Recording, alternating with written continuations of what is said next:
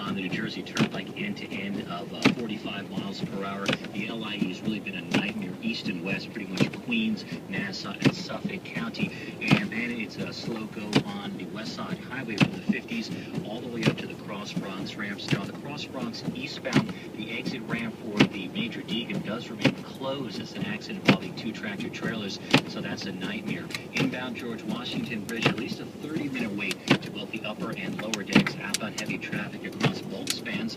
Lincoln Tunnel, an hour and a half on the inbound side, 1 hour New Jersey bound.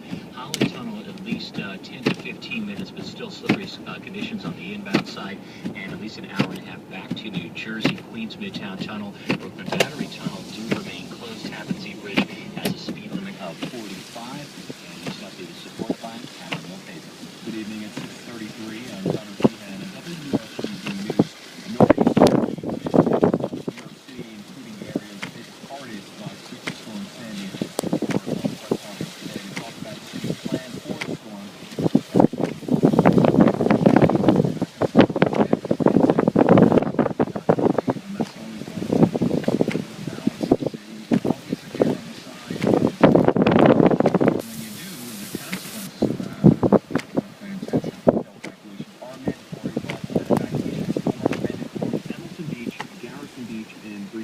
The mayor says if you experience flooding, get to a safer area.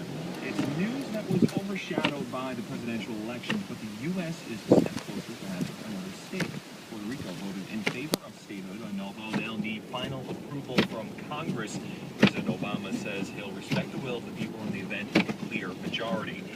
On the day after Election Day, investors fretted over a downbeat economic forecast for Europe and whether it would bind Congress to send off automatic tax increases and spending cuts that could stall the U.S. economy. At the close today, Dow fell 312 points, S&P down 74, NASDAQ lost 33 points. In sports, the Mets and Jason Bay break up. WSUV, the Meet Badmani has more. After 3 years with the Mets, the team and outfielder Jason Bay and